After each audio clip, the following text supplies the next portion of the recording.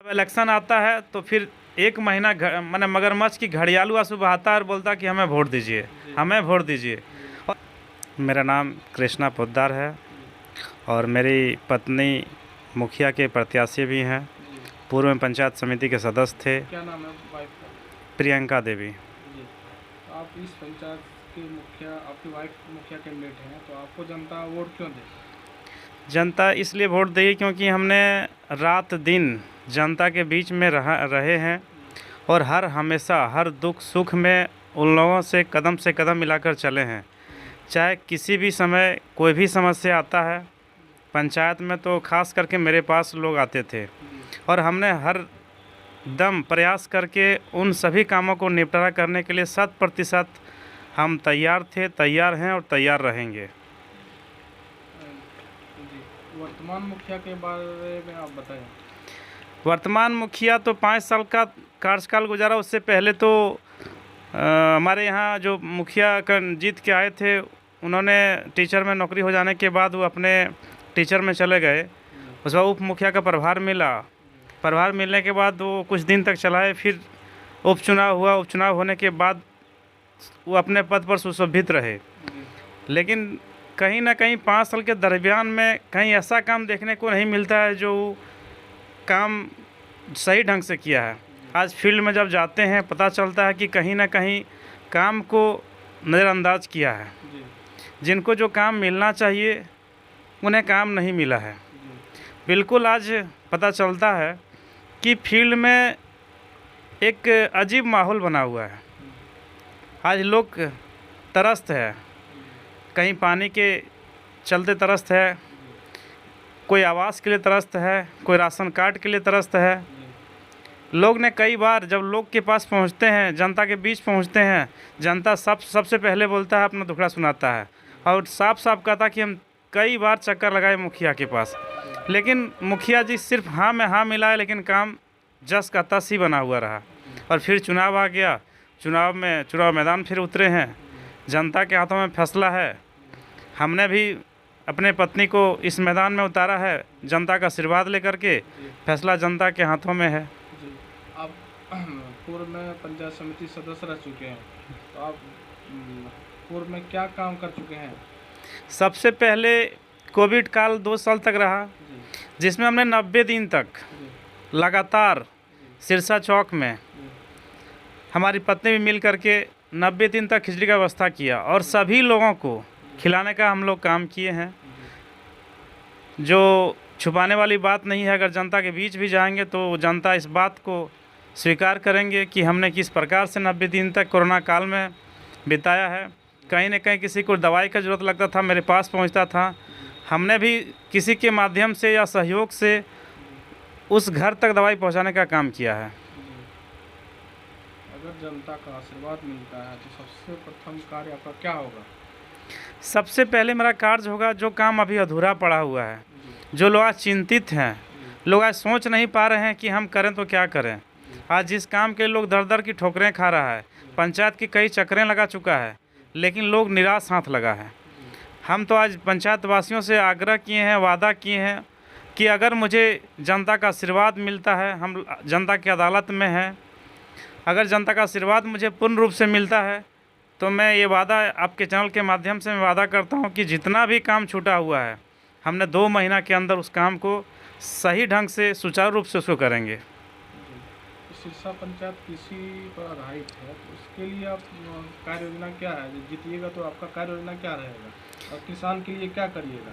सबसे पहले किसान के लिए देखिए, सबसे पहले किसान के लिए बैंक से केसीसी दिया जाता है। उसमें सबसे पहले पहल करना चाहिए पंचायत के मुखिया को कि हमारे यहाँ कृषि क्षेत्र है और हम किस प्रकार से किसान भाई लोग को किस प्रकार से मदद करके उन्हें बैंक से लोन दिलाएं या अन्य चीज़ से उन्हें लोन दिला करके उन्हें आत्मनिर्भर कैसे बनाएं। ये सबसे पहला प्राथमिकता होता है पंचायत के मुखिया का। और उस अगर हम जीत के आते हैं तो ये निश्चित रूप से हम ये चैनल के माध्यम से आपका चैनल के माध्यम से हम कहते हैं कि सबसे पहले आत्मनिर्भर बनाने के लिए हमें जो भी करना पड़े हम उस चीज़ को करने के लिए तैयार हैं। आखिरी सवाल, आप अपने क्षेत्र की जनता को क्या कहना चाहेंगे? हम तो हाथ जोड़ के जनता से अपील करते हैं कि 5 साल तक कार्यकाल रहता है, लेकिन कोरोना काल के चलते 6.5 साल तक हम लोग रहे और जनता के बीच हमने किसी भी चीज़ में कसर नहीं छोड़ा। एक्चुअली पंचायत समिति में कोई ऐसा फंड पहले नहीं था और हम लोग हर घर में जाकर के जो समस्या रहता था, चाहे वो डॉक्टर की समस्या हो, चाहे प्रशासन की समस्या हो, चाहे किसी अन्य चीज़ की समस्या हो, हमने हर समय हर टाइम पे पहुंच के उनके समस्या को निदान किया है। चाहे रात की 12 बजे की समस्या हो, चाहे 2 बजे की समस्या हो, चाहे दिन की समस्या हो, हमने निस्वार्थ भावना से, कोई स्वार्थ भावना से नहीं, निस्वार्थ भावना से हमने जनता के बीच पहुंचा, उनको काम करने का काम किया है। इसलिए हम जनता से आग्रह करना चाहते हैं कि आपकी अदालत में हम आए हैं, हमारी पत्नी प्रियंका देवी आपकी अदालत में है। आपसे मेरा अनुरोध प्रार्थना है कि हमें 5 साल तक आप भली भांति जान रहे हैं कि किस प्रकार से हम आपके बीच में रहे हैं, किस प्रकार से रहेंगे। इसलिए आपसे आग्रह मेरा है, आप सभी पंचायतवासियों से आग्रह है कि हमें एक मौका दें और 5 साल का मौका में हमें देखें। 2 साल में आपका जितना भी काम छूटा हुआ है हम उसे पूरा करने का पूरा प्रयास करेंगे। सिरसा पंचायत में अगर देखा जाए तो सबसे पहला सुदूर इलाका है मांझतर। मांझतर में आज भी एक ऐसा गली है जो एकदम 24 घंटा पानी बहाव जोर जैसा चलता है। पानी निकलने का वहाँ साधन कुछ नहीं है, जबकि सबसे पहले उस गांव में एक नाला का निर्माण होना चाहिए। जब हमारी पंचायत में फंड आया तो सर्वप्रथम इस मुखिया को जानना चाहिए कि उस जगह पे हम लोग किस प्रकार से काम करके उस नर्क इलाका को हम लोग अच्छा बनाने का काम करेंगे।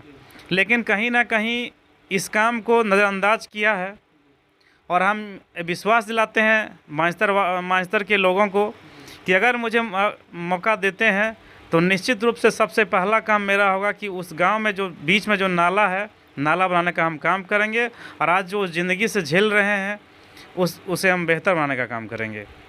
दूसरा मेरा है कि एक सिरसा रांगा पिपरा मांझीडी ठेंगाडी बीच में एक भी स्वास्थ्य उपकेंद्र नहीं है।